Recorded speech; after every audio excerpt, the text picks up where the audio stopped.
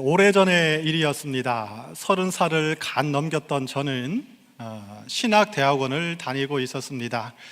그날도 학교에 가기 위해서 빠른 걸음으로 지하철역을 향해 걸어가고 있었습니다. 그때 어디선가 아저씨 하는 소리가 들려왔습니다. 그 소리는 멈추지 않고 계속되더니 점점 제 등 뒤로 가까이 들려오기 시작했습니다. 혹시나 해서 뒤를 돌아봤더니 저를 부르는 소리였습니다. 아저씨, 가방 열렸어요. 참 고마웠습니다. 그런데 묘한 충격감이 몰려왔습니다. 내가 얼마나 정신이 없었으면 가방을 활짝 열어놓고 이렇게 모르고 걸어가고 있었을까? 참 부끄럽다. 그런 생각이 들었고, 사실 더 큰 충격은 제가 아저씨였다는 사실입니다. 그 전까지 저는 군 복무 시절을 제외하고는 제가 아저씨라고 생각해 본 적이 없었습니다. 여전히 공부하는 학생이었고 혈기왕성했고 나름 동안이라고 생각을 했습니다. 내가 아저씨라니. 그 사건은 제가 태어나서 군인 시절을 제외하고 처음으로 타인에게 아저씨라고 불렸던 첫 번째 경험이었습니다. 그래서 지금도 저는 그 사건을 기억하고 있습니다. 그 이후로 저는 완전히 아저씨가 됐습니다. 그리고 인격의 상징이라고 하는 D라인, 여러분 아시나요? D라인을 자랑하는 중년에 접어들게 되었습니다. 우리가 평소에 모르다가 어느 순간 내가 나이가 들었다는 생각을 할 때가 있습니다. 그런 생각에 들면 어딘지 모르게 참 서글프다, 또 낙심된다, 이런 생각이 들 때가 있습니다. 교회 역사 가운데 가장 훌륭한 신학자 중에 한 사람이었던 어거스틴은 그의 저서 신국론이라는 책에서 부활 이후에 우리들은 몇 살이 될 것인가, 몇 살로 부활할 것인가 하는 질문을 심도 있게 다루었습니다. 물론 생각을 해보는 것이죠. 과연 천국에서 부활한 사람들은 몇 살로 살아가게 될까요? 재미있는 질문이 아니겠습니까? 어거스틴은 이렇게 설명했습니다. 우리 인생 가운데 가장 완숙하고 가장 활기가 있는 30대 전후로 부활하지 않을까, 이렇게 추측을 했습니다. 왜냐하면 우리 주님 예수 그리스도께서 30대 조금 넘은 나이에 십자가에 못 박혀 죽으셨고 30대 초반의 나이에 부활하셨기 때문에 우리들도 예수님처럼 그때쯤 부활하지 않을까, 그때의 나이로 부활하지 않을까, 그는 추측을 했습니다. 그리고 그는 또 이렇게 덧붙이고 있습니다. 하나님 나라에서는 성장해야 할 아이는 성장을 마칠 것이고 쇠퇴한 노인들은 회복이 될 것입니다. 우리가 이 땅을 살아갈 때 충분히 자라지 못하고 안타깝게 이른 나이에 세상을 떠나는 어린 아이들이 있지 않습니까? 그런 아이들이 부활할 때는 충분히 성장한 청년으로 부활할 것이다. 그리고 노쇠한 나이 많은 어른들은 혈기왕성한 청년으로 또 부활할 것이다. 어거스틴은 그렇게 생각을 했습니다. 물론 이것은 정답은 아닙니다. 천국은 지난주에 설명드린 것처럼 이 땅에 이 법칙이 동일하게 존재하는 곳은 아닙니다. 그럼에도 이 어거스틴이 어떤 마음으로 이렇게 생각했을까, 우리가 충분히 이해는 할 수 있을 것 같습니다. 여러분은 만약 과거로 돌아갈 수 있다면 몇 살로 돌아가고 싶으십니까? 그런 생각해 보셨습니까? 물론 이 중에는 과거가 너무나도 힘들었기 때문에 지금 이 시기가 너무나도 행복합니다, 이렇게 생각하는 분들이 있을 것입니다. 그러나 아마도 오늘 함께 예배하는 많은 성도님들은 청년, 젊은 시절을 그리워하고 계실 것 같습니다. 그때 사진을 보다 보면 깜짝 놀라죠. 이게 정말로 나가 맞는가? 내가 이럴 때도 있었나 하면서 그리움에 잠기게 되는 것입니다. 저는 만약 과거로 돌아갈 수 있다면 20대 초반으로 돌아가면 좋겠습니다. 그때는 아픈 곳이 하나도 없었던 것 같습니다. 가끔씩 감기에 걸리고 운동하다가 다칠 때는 있었지만 아픈 데가 없었습니다. 꿈을 꾸었습니다. 또 그 꿈을 이루기 위해서 열심히 노력했고 저에게는 수많은 가능성들이 열려 있었습니다. 만약 20대 초반이 아니라면 30대 초반으로 돌아가고 싶습니다. 그때 저는 결혼을 했었고 아이를 낳았습니다. 왜 이렇게 바쁜지 정신없이 분주하게 보냈습니다. 그런데 그때가 참 행복했습니다. 조금 쉬고 나면 몸이 개운해졌고 열심히 일을 했고 앞을 보고 열심히 달렸습니다. 미래를 생각하면 소망으로 가득 차 있었습니다.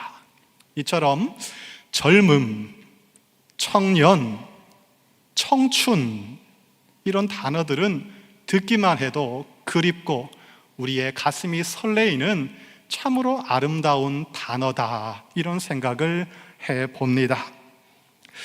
근데 여러분, 이 청년이란 과연 어떤 존재일까요? 청년이라는 말을 우리가 많이 하고 있는데 청년은 과연 어떤 뜻을 담고 있을까요? 국립국어원 표준국어 대사전을 살펴보니까 청년을 이렇게 정의하고 있습니다. 청년이란 신체적, 정신적으로 한창 성장하거나 무르익은 시기에 있는 사람이다. 신체적으로, 정신적으로 한창 자라가고 성장하고 있는 사람, 무르익은 사람을 청년으로 정의하고 있습니다. 그래서 제가 이 말을 읽다 보니까 이 안에는 어떤 함축적인 의미가 들어 있었습니다. 인간이 청년기까지는 신체적으로, 정서적으로 무럭무럭 자라갑니다. 그러다가 청년기를 지나고 나면 점점 쇠퇴한다는 것입니다. 이런 뜻이 이 문장 안에 담겨 있었습니다. 그런가 하면 우리나라 청년기본법 제3조를 살펴보면 청년을 이렇게 명시하고 있습니다. 청년은 19세 이상 34세 이하인 사람을 말한다. 다만 다른 법령과 조례에서 청년에 대한 연령을 다르게 적용하는 경우에는 그에 따를 수 있다. 쉽게 말하면 기본적으로는 우리나라 법에 따르면 19세부터 34세까지를 청년으로 본다는 것입니다. 그런데 요즘 고령화가 많이 진행되고 인구가 감소하고 있다 보니까 상황에 따라서는 다르게 적용할 수도 있다. 이런 의미였습니다. 미국 매사추세츠주에 있는 클라크 대학교의 심리학과 교수인 제프리 젠슨 아넷이라는 박사님이 있습니다. 이분은 현대사회의 청년들을 주의 깊게 관찰하다가 성인 진입기라는 새로운 개념을 만들어냈습니다. 성인 진입기, 영어로는 Emerging Adulthood라고 하는데 성인으로 진입하는 시기라는 것입니다. 이 시기는 대략 18살에서 29살까지를 이르는 시기입니다. 이 시기는 청소년도 아니고 그렇다고 완전한 성인도 아닌 중간에 있는 독특한 중간지대를 의미하는 용어입니다. 과거 세대와는 다르게 현대 사회는 교육 기간이 훨씬 길어졌습니다. 그러다 보니 자연스럽게 취업하는 연령도 늦어졌고 결혼하는 연령도 늦어지게 되었습니다. 그래서 청년을 바라보는 사회적인 패러다임, 가치관도 이제는 바뀌어야 한다는 것이 이 교수님의 주장입니다. 아내 교수는 이 시기에 있는 청년들이 부모로부터 독립을 준비하고 있고 그러면서 끊임없이 자신의 정체성을 탐색하는 단계라고 설명을 하고 있습니다. 이런저런 예를 찾아보면서 저는 이런 생각이 들었습니다. 청년이란 정확하게 나이로는 구분할 수 없겠지만 그러나 한 가지 확실한 게 있구나. 한마디로 말하면 아주 쉽게 말해서 청년은 그냥 젊은 사람이구나. 단순하지 않습니까? 청년은 그냥 젊은 사람이다. 그런데 여기서 젊다는 것, 젊은 사람이란 말은 두 가지 의미를 내포하고 있었습니다. 하나는 젊은이는 어리지가 않다는 겁니다. 미성숙하지 않다, 유치하지 않다, 충분히 자랐다, 성숙했다. 그래서 자신의 힘으로 스스로 인생을 개척할 수 있고 무언가를 해낼 수 있는 능력을 가진 존재가 바로 젊은 사람, 청년이라는 것입니다. 그런데 그와 동시에 이 젊은이 청년은 또 늙은 사람도 아니라는 것입니다. 늙지 않았다, 아직 늙은이가 아니다.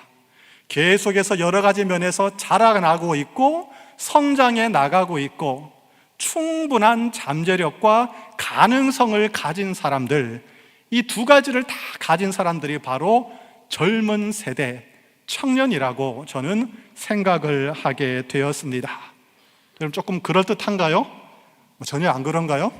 제 나름대로 고민을 했는데 다시 한번 젊은이, 청년은 결국은 어리지 않은 사람, 충분히 자란 사람, 스스로의 힘으로 일을 할 수 있는 능력을 가진 사람, 그와 동시에 늙지 않은 사람, 아직도 충분히 자라갈 수 있고 성장할 수 있고 많은 잠재력과 가능성을 가지고 있는 사람, 이 두 가지를 다 가진 사람이 바로 청년이라는 사실입니다.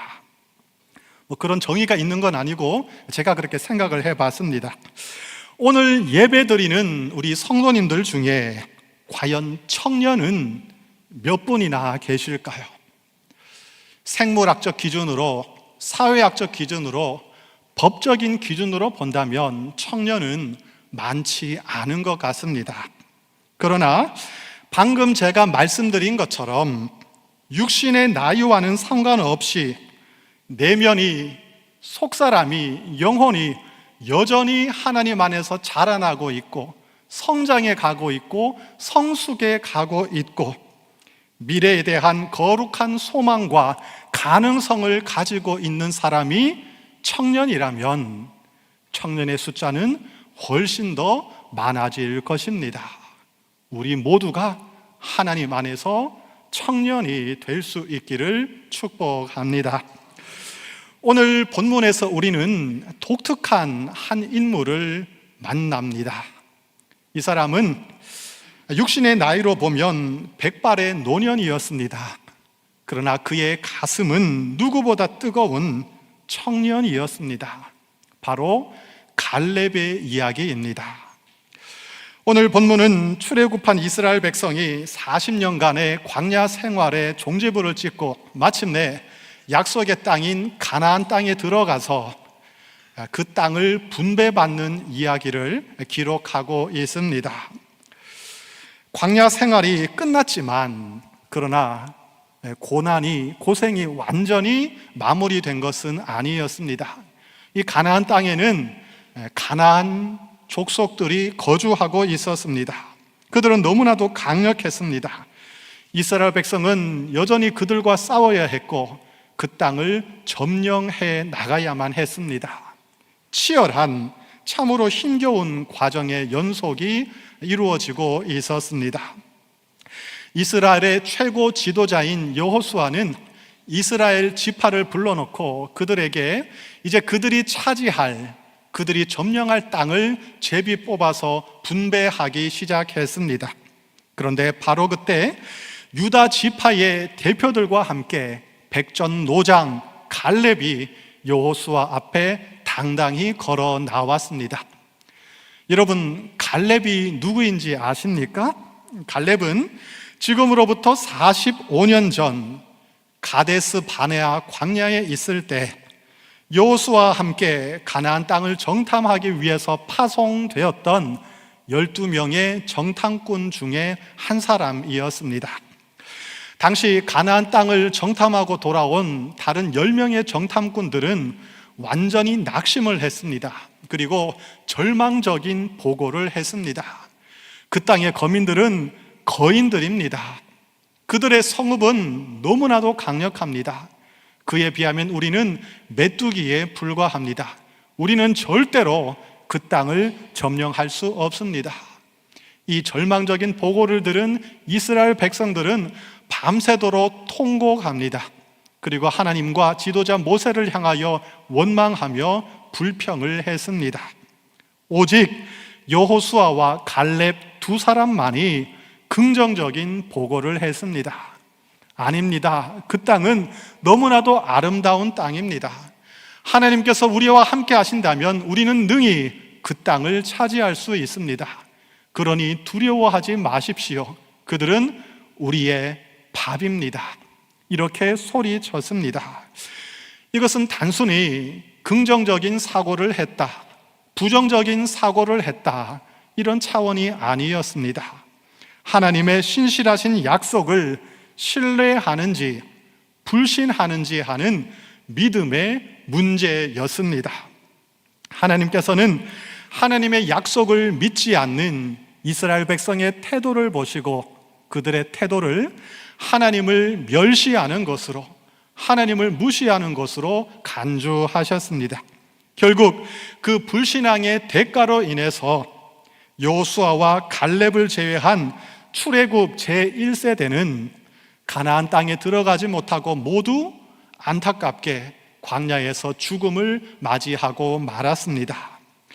오늘 본문은 그 일이 있은 후 45년이 지난 이야기의 시점을 우리에게 전해주고 있습니다. 갈렙은 지금 여호수아에게 나가서 그때 일, 즉 45년 전의 일을 상기시키고 있습니다. 여호수아, 45년 전 우리가 겪었던 그 일을 지금도 기억하고 계시지요? 그때 내 나이 40살이었습니다. 다른 사람들이 하나님을 불신할 때, 원망할 때 나는 성실한 마음으로 보고를 했습니다. 그리고 여호와 하나님께 끝까지 충성했습니다. 그때 하나님께서는 모세를 통해서 나에게 이렇게 약속하셨습니다. 내가 밟는 그 모든 땅을 너와 너의 자손에게 줄 것이다. 나는 지금까지 단 한 번도 하나님의 그 약속을 잊어버린 적이 없습니다. 45년이 흘렀습니다. 하나님은 지금까지 나를 이 땅에 생존하게 하셨습니다. 지금도 나는 힘이 있습니다. 강건합니다. 나를 보내주십시오. 내가 나가서 싸우겠습니다.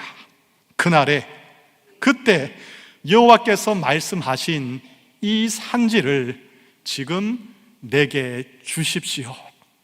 이것이 오늘 본문의 내용입니다. 여기서 갈렙이 말한 이 산지는 어디일까요? 그곳은 헤브론 지역이었습니다. 성경을 찾아보면 헤브론은 깊은 영적인 의미를 담고 있습니다. 오래전 믿음의 조상인 이 아브라함이 가나안 주민들에게 돈을 주고 매입한 땅이었습니다. 아브라함은 먼 훗날 하나님께서 그들의 자손이 가나안 땅에서 번성하게 하실 거라고 믿고 있었습니다. 그 믿음을 가지고 소망 가운데 돈을 주고 그 땅을, 헤브론 땅을 샀던 것입니다. 그리고 아브라함과 그의 아내 사라가 바로 헤브론 지역에 묻혔습니다. 그의 아들 이삭과 리브가 부부도 헤브론 땅에 묻혔습니다. 아브라함의 손자 야곱과 그의 아내 레아도 헤브론 땅에 묻혀 있었습니다. 그러므로 이 헤브론 땅은 이스라엘 백성의 신앙의 고향이었고 영적인 뿌리와도 같은 지역이었습니다. 갈렙은 지금 이 헤브론 땅을 내가 가서 차지하겠다고 말하고 있는 것입니다. 그러나 그와 동시에 헤브론은 정복하기가 너무나도 어려운 난공불락의 요새였습니다. 지형이 험준했습니다. 험준한 산악 지형이었습니다. 그리고 그 땅에는 가나안에서 가장 크고 강력한 아낙 자손이 거인족이 살고 있었습니다. 사실 갈렙은 굳이 이렇게 위험을 감수할 필요가 없었습니다. 지금 그의 나이는 85세의 고령이었습니다. 그는 유다 지파에서 최고 연장자였습니다. 출애굽 역사의 산 증인이었고 이스라엘 민족의 영웅이었습니다. 그래서 사람들로부터 존경을 받고 있었고 엄청난 기득권을 가지고 있었습니다. 가만히 앉아 있어도 이제 후배들이 나가서 전쟁을 할 것이고 땅을 점령할 것입니다. 그러면 그는 그 땅을 차지하고 그 땅에 정착해서 편안하게 노후를 보내면 되는 것이었습니다. 그럼에도 불구하고 갈렙은 사서 고생을 자처하고 있습니다. 내가 나가겠습니다. 내가 가서 싸우겠습니다. 이 산지를 내게 주십시오. 그는 지금 적극적으로 도전을 하고 있습니다. 이 갈렙은 도대체 왜 그랬던 것일까요? 그는 편안하게 인생을 마무리하면 될 텐데 왜 굳이 사서 고생을 하려고 했을까요? 노년의 고집 때문이었을까요? 가끔씩 저는 나이가 들면 고집이 더 강해진다는 말을 들은 적이 있습니다. 정말 그런가요? 지금 이 갈렙도 고집이 더 세져가지고 내가 갈 거야 이렇게 하고 있는 것일까요? 아니면 나이가 많이 들었음에도 계속해서 더 가지려고 더 많은 소욕을 챙기려고 탐욕을 부리고 있는 것일까요? 아니라면 과거에 대한 집착 때문에, 미련 때문에 이렇게 하고 있는 것일까요? 모두 아니었습니다. 그것은 갈렙이 하나님 안에서 지금도 거룩한 꿈을 꾸고 있었기 때문입니다. 그리고 갈렙이 하나님의 신실하신 약속을, 능력을 굳게 붙잡고 있었기 때문입니다. 세월의 풍파 속에서 머리카락은 휘어졌고 육신은 낡았지만 하나님을 향한 그의 믿음과 열정만큼은 사그라들지 않고 그의 가슴 속에 활활 불타오르고 있었습니다. 이 살아있는 신앙, 이 살아있는 믿음이 갈렙으로 하여금 현실에 안주하지 않도록 만들어 주었습니다. 이 믿음이, 이 신앙이 그로 하여금 계속해서 움직이도록 도와주었습니다. 인생은 크게 두 가지 단계로 나눌 수가 있을 것 같습니다. 인생의 전반기는 무엇인가를 계속해서 채워넣고 소유하는 시기입니다. 그리고 인생의 후반기는 내려놓고 멈추고 정리하는 시기입니다. 다시 말하면 우리가 젊을 때는 성공을 위해서 최선을 다해 노력하고 부지런히 땀을 흘리며 일을 해야 하는 것입니다. 소유를 늘려가고 내 삶의 영역을 넓혀가고 삶의 지평을 확대해 가야 하는 것이죠. 그러다가 노년이 되면 이제는 욕심을 비우고 욕심을 내려놓고 존재에 더 집중을 해야 하는 것입니다.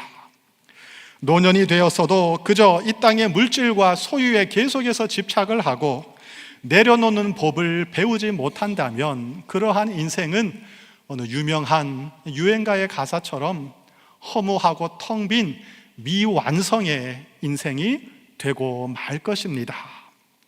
그런데 여러분, 우리가 아무리 나이가 든다고 할지라도, 아무리 세월이 흘러간다 할지라도 절대로 내려놓으면 안 되는, 포기하면 안 되는 영적인 가치가 있습니다. 그것은 무엇일까요? 우리가 세상을 떠나는 그 날까지, 마지막까지 붙들어야 하는, 절대로 내려놓으면 안 되는 그 영적인 가치들은 무엇일까요? 그것은 바로 하나님께서 우리에게 허락해 주신 꿈과 비전입니다. 그리고 하나님을 향한 열정입니다. 그리고 하나님께서 나를 부르셨다는, 일을 맡겨주셨다는 소명의식입니다. 꿈, 열정, 소명의식. 꿈, 열정, 소명의식. 이것은 우리가 나이가 들어도 절대로 잃어버리면 안 되는 소중한 가치라고 믿습니다. 꿈을 꾸십시오. 이 말은 허황된 꿈을 꾸십시오라는 뜻이 아니지요. 나의 한계를 모른 채 계속해서 열심히 일만 해라, 그런 뜻도 아닙니다. 무슨 말일까요? 이것은 이 땅에서 우리가 마지막까지 완수해야 하는 하나님께서 우리에게 주신 사명이 반드시 존재한다는 의미입니다. 하나님께서 우리의 생명을 연장해 주셨습니다. 매일 아침 우리가 눈을 뜨게 하십니다. 소중한 만남과 일터와 가정을 오늘도 우리에게 허락해 주셨습니다.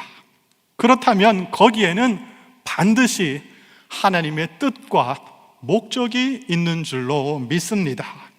우리는 이 일을 가리켜서 사명 또는 소명이라고 부르고 있습니다. 우리는 자꾸만 핑계를 대는 습성이 있습니다.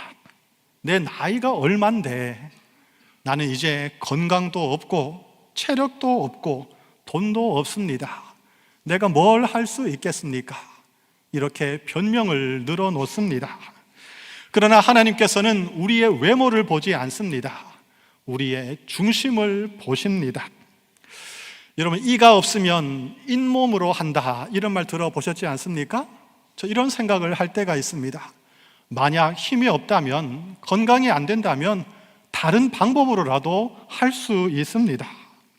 지금 나에게 주어진 상황 속에서 비록 작은 것이라 할지라도, 다른 사람들은 전혀 알아주지 않는 사소한 것이라 할지라도 내가 지금 하나님을 위해서 무엇을 할 수 있는가 계속해서 생각해보고 내가 할 수 있는 그것을 하나하나 실천하는 것, 순종해 나가는 것, 그것이 저는 청년의 신앙이라고 생각을 해봤습니다.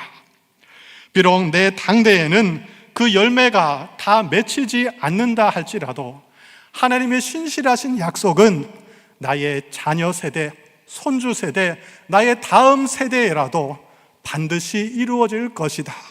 이것을 믿음으로 바라보고 계속해서 기도하며 믿음의 씨앗을 심는 것, 이것이 청년의 신앙이라고 생각합니다. 구약성경 요엘 2장 28절에 하나님께서 이렇게 말씀하셨습니다. 그 후에 내가 내 영을 만민에게 부어주리니 너희 자녀들은 장래일을 말할 것이며 너희 늙은이는 꿈을 꿀 것이며 너희 젊은이는 이상을 볼 것이다.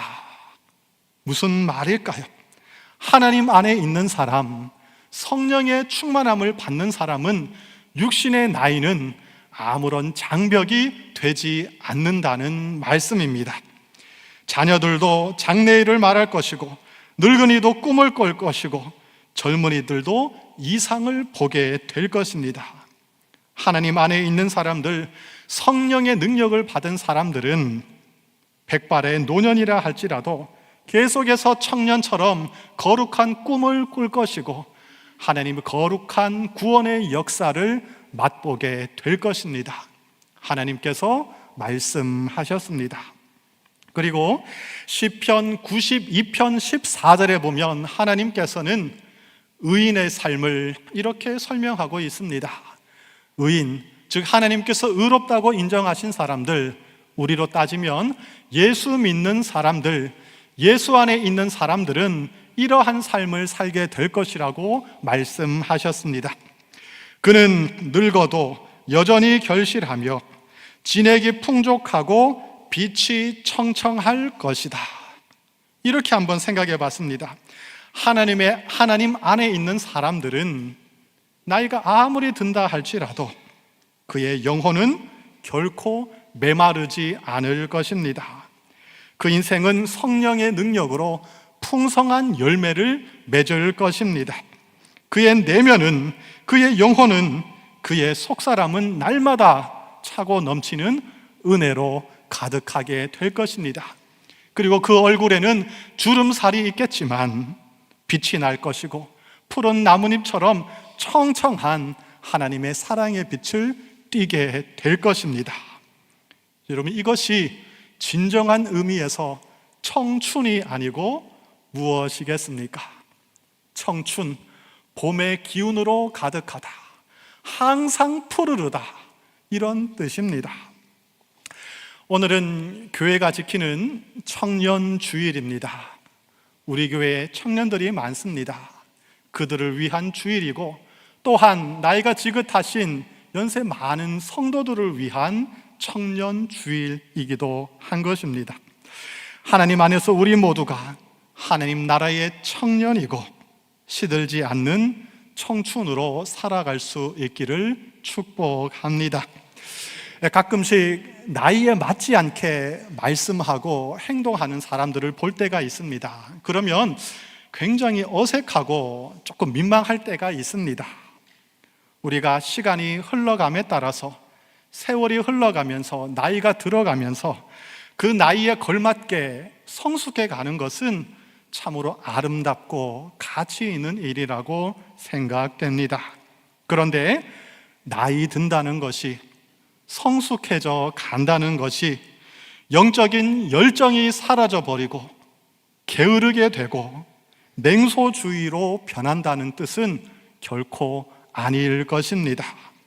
비록 우리의 육신은 날마다 연약해져 가고 있지만 우리의 영혼은, 우리의 마음은, 우리의 생각은, 우리의 속사람은 하나님의 은혜 안에서 날마다 새로운 꿈을 꾸고 열정을 가지고 살아가는 갈렙 같은 믿음의 용사, 믿음의 장수들이 될 수 있기를 바랍니다. 요즘 직장인들의 최대 목표가 노후 준비라는 말을 제가 들은 적이 있습니다. 여기 직장인들 많이 계실 텐데 여러분들의 삶의 최고의 목표는 무엇입니까? 아마 많은 분들이 노후 준비일 것입니다. 열심히 젊을 때 노력해서 투자해서 저축해서 열심히 땀을 흘려서 노후 준비 잘 해놓고 편안하고 안락한 노후를 즐기고 싶다. 저는 그것이 참 지혜롭다고 생각합니다. 지혜롭게 노후 준비하면서 열심히 일하는 것 반드시 필요한 일이고 중요한 일입니다. 그런데 우리 그리스도인의 삶의 최고의 목표가, 우리 기독교의 최고의 목표가 만약 노후 준비라면, 이 땅에서 편안한 삶을 즐기다가 편안하게 이 땅을 떠나는 것이 우리 그리스도인들의 최고의 목표이고 가치라면, 정말로 그렇다면 우리 기독교는 너무나도 초라한 종교가 아니겠습니까? 우리가 평생 예배하고 열심히 교회를 다녔는데 우리의 마지막 최고의 목표가 노후 준비, 그리고 편안한 노후를 즐기다가 천국 가는 것이라면 우리의 삶은 너무나도 부끄러울 것 같습니다.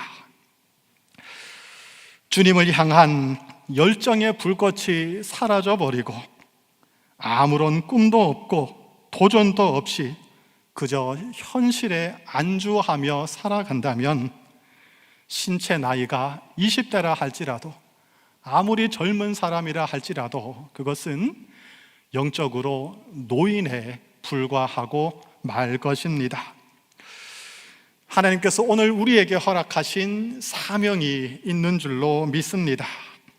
우리의 가족을, 사랑하는 가족을 말씀과 기도로 세워가는 것, 그리고 주님의 피로 사신 우리 교회를 눈물로 지켜나가는 것, 그리고 고통받고 있는 이 나라와 다음 세대가 하나님 안에서 더 행복하게 잘 살아갈 수 있도록 우리가 함께 기도하고 믿음의 씨앗을 뿌리고 노력하고 투자하는 것, 그것이 바로 하나님께서 우리에게 허락하신 사명이라고 믿습니다. 그날에 여호와께서 말씀하신 이 산지를 지금 내게 주소서, 갈렙의 청년 같은 이 열정이 우리 모두에게 다시 회복될 수 있기를 축복합니다. 기도하겠습니다. 하나님 아버지, 세월이 흘러 우리의 육신은 낡아지고 때로는 현실의 무게 앞에 우리가 낙심하며 주저앉고 싶을 때가 있음을 고백합니다. 현실에 안주하고 편안한 생활을 추구하며 믿음 없이 살았던 우리의 연약함을 용서해 주시옵소서. 이 시간 갈렙에게 부어주셨던 그 거룩한 열정과 믿음을 우리에게도 다시 회복시켜 주시옵소서. 하나님께서 우리 각자에게 맡겨주신 사명과 소명을 끝까지 기억하고 포기하지 않는 믿음의 사람들이 되게 하여 주시옵소서. 이 산지를 지금 내게 주소서 외쳤던 갈렙의 소리처럼 주어진 삶의 자리에서 기도의 무릎을 꿇게 하시고 우리의 가정과 교회와 그리고 나라와 민족, 다음 세대를 위하여 눈물로 믿음의 씨앗을 뿌리는 청년의 심장을 갖게 하여 주시옵소서. 우리에게 영원한 청춘을 허락해 주시는 예수 그리스도의 이름으로 기도드립니다. 아멘.